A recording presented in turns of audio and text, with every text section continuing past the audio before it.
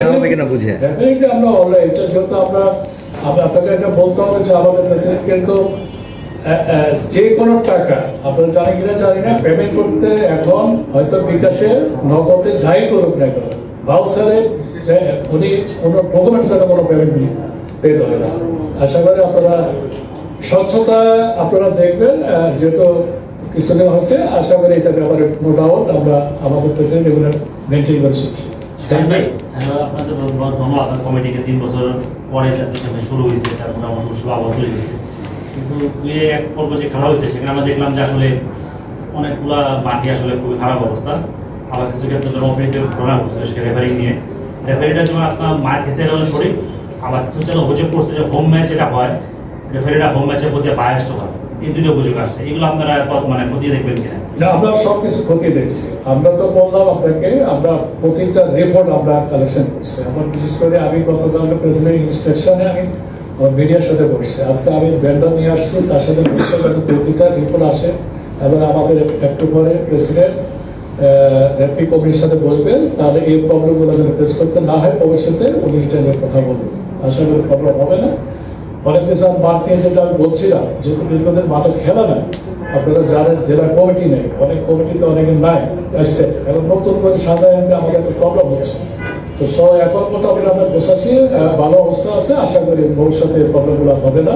আমরা যথেষ্ট কাজ করতেছি। আপনি জানেন আমাদের এখানে 64 জেলার 4 জন 100 মেম্বারকে সদস্য করে আমাদের ভাইস প্রেসিডেন্ট চেয়ারম্যান হয়ে একটা জোন বার করছে 16 জেলা করে, ডিস্ট্রিক্ট করে, কিন্তু প্রেসিডেন্ট ইনস্ট্রাকশন দিয়েছে কোনো জোন নাই, সবাই জোন কাজ করবেন এবং বাইরে সব 100 মেম্বাররা মিলে সবাই মনিটরিং করবেন যাতে কোনো জেলা কোনো সমস্যা না হয়। হলে যেন সবাই 64 জেলা কোনো এখানে জোন ভাগ করা থাকবে না, রিপোর্ট আমাকে পৌঁছাতে হবে। আবার উনি সবসময় রিপোর্টগুলো নিচ্ছে আমাদের থেকে, কোনো প্রবলেম হচ্ছে না। এবার যদি দুই একটা, যেহেতু আমাদের ম্যাচ গেছে একটা, কালকে একটা ম্যাচ কত দাম শেষ হবে, একটা ফাইন্ড আউট করে একটা ম্যাচে অনেক টাফ হয়ে যায়, এটা স্বাভাবিক বিষয়।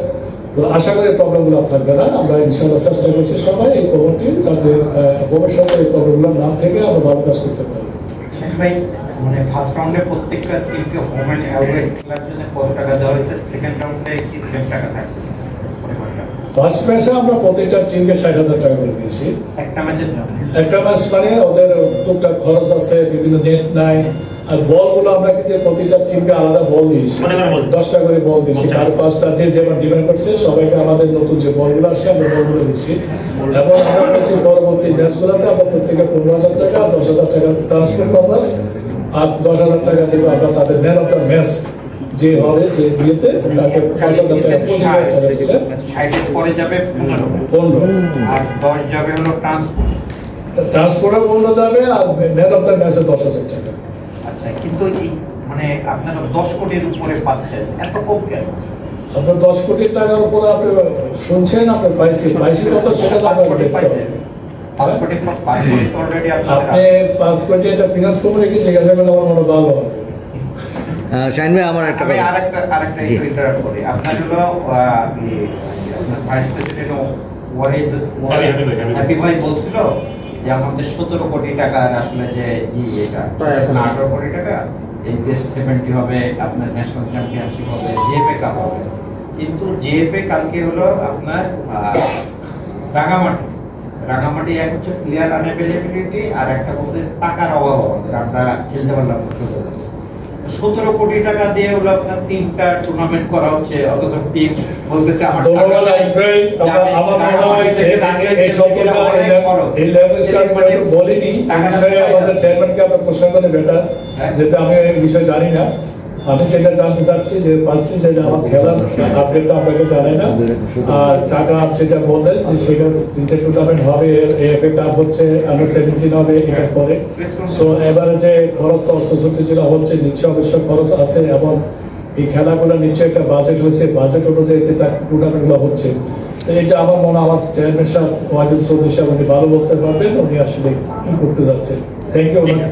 ভাই আমার আরেকটা ছোট্ট কোশ্চেন ছিল যে প্রথম যেদিন মুন্সিগঞ্জে খেলার উদ্বোধন হলো সেদিন আপনারা নির্বাহী কমিটির সদস্য এবং এই কমিটির চ্যাম্পিয়নশিপ লিগ কমিটির সদস্যরা সবাই গিয়েছিলেন প্রেসিডেন্টের সঙ্গে ইয়েতে মাঠে উদ্বোধন অনুষ্ঠানে। ফার্দার যে বাকি জায়গাগুলো খেলা হয়েছে, রাজশাহী, রংপুর, বগুড়া, বরিশাল, যেখানে হয়েছে, আপনাদের প্রতিনিধি হিসেবে গিয়েছিলেন কি মাঠে সরজমিনে গিয়ে আপনি যে দেখেছেন? উত্তরটা দিয়েছেন, আপনি জানেন আমাদের অনেকে যাচ্ছে, অত সব জায়গায় যাওয়া সম্ভব নয়। আপনি নিজে একটা পরিস্থিতির অবস্থা দেখেন, সেখানে একটা কক্সবাজারের অবস্থা দেখেন, রাজশাহীর অবস্থা দেখেন, আসলে অনেক জায়গায় এই প্রবলেমগুলো হচ্ছে। আপনি নিজে বুঝেন সবকিছু দেশের নাগরিক হিসাবে। আমার বিষয় যেটা হলো, আমি যেহেতু জানেন আমি 23 সাথে ভিয়েতনাম ছিলাম, সো ওইখান থেকে আসছি।